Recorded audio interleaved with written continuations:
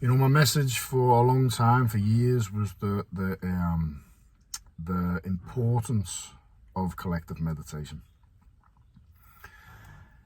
Why? You know, a lot of my videos, if you go over my old videos, I just repeat the same thing over and over again. There's been so much research on the power of collective meditation, okay? Our thoughts influence our emotions, and our emotions influence the world around us. The field. If you're in a negative space, you're influencing the field negatively, and you'll draw more of that in, okay? But the opposite is true. So they can measure the field of the human heart. It spans 8 to 10 feet outside the body that they can measure, but they believe it goes much further than that, the Institute of Heart Math.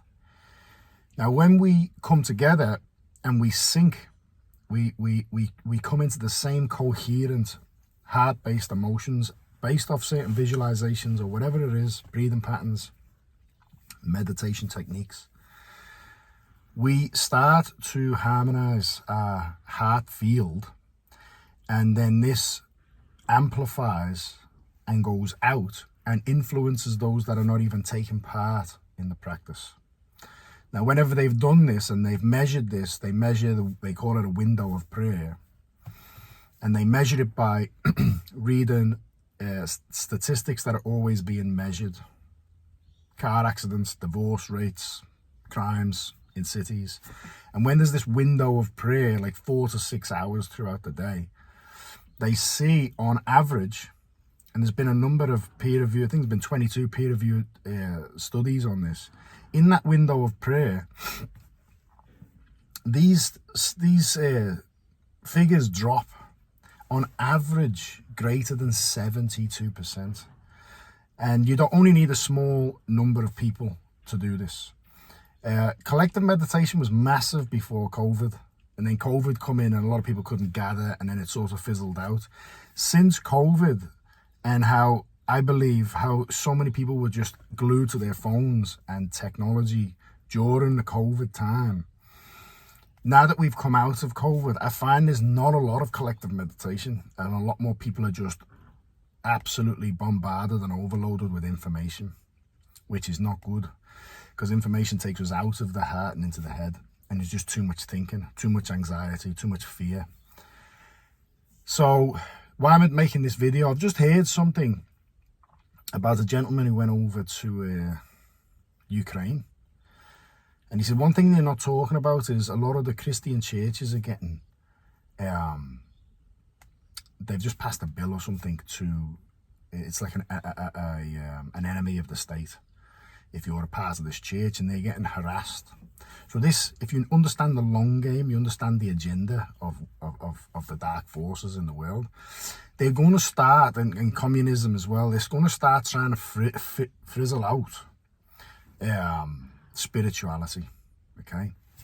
Now, with this collective meditation, people are not allowed to pray in groups. They're going to start coming after them in Ukraine, right? Now, if we look at this in the world, one thing that's very important to understand is when they did these scientific studies, and even like the Maharishi effect, they did a lot of research as well.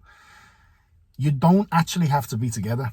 They found that by putting practitioners in different locations, as long as they embodied the same practice and the same coherent thoughts and feelings in the body, the effect was the same, okay? So if you can come together in a meditation and have a group where you just meditate together, it is so powerful. We literally, you won't understand of me talking the power of this. But if in the future it gets to that point, just know that you don't have to be together, because I think this is also a great opportunity for spiritual practitioners to detach, okay? Let's say you were in Ukraine and you were a part of that church, and you were put under a lot of pressure where you couldn't pray in a group, okay? Well, if you're just detached, you say, that's fine, okay? This is the environment that we're in. It's a hostile environment. And if we can't pray together, that's fine, but we're not going to stop praying. Don't even have to tell them that, because this is where the spiritual journey is. It's in here. So when you understand, okay, there might be a little thing, we're going to pray X times a day at a certain time, the same prayer or the same meditation, it's equally as powerful. And it is so powerful. But while these things are going on in the world, and we live in a world where we're not really facing that yet, I'm not saying we will, but I'm saying we could. It is very important that we do the work now. And I'm talking about myself here. I need to do more work myself, okay? Meditate more, and make that meditation, rather than it being a selfish meditation where I'm just trying to settle myself down and then manifest, you know, a Lamborghini, which is okay. I'm not saying there's anything wrong with that, but I'm just saying let's start meditating for the greater good. Collectively meditating for the greater good. Dedicating our practice to the benefits of all sentient beings. This is the best thing for you. It's the best thing for all beings. We really do need people to be doing more spiritual work right now. It's very important.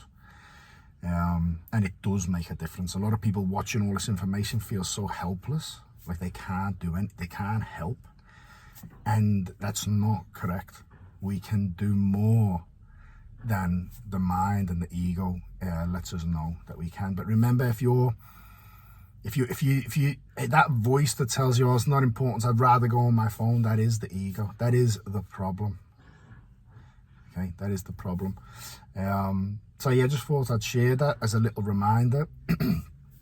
I hold collective meditation groups every Thursday and Sunday.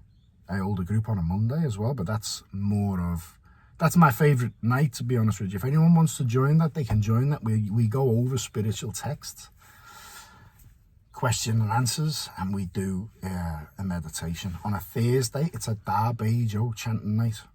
Okay, it might be a mantra you're not familiar with and a mantra that you don't know the words to, but you can come in, and it's only short. It's only 35 to 40 minutes long. We chant the Darbejo, which is the big compassion mantra, and we dedicate that practice to the benefits of all beings. And on a Sunday night, we sing Love, Peace, Harmony. It's a meditation chanting Love, Peace, Harmony for the benefits of all beings.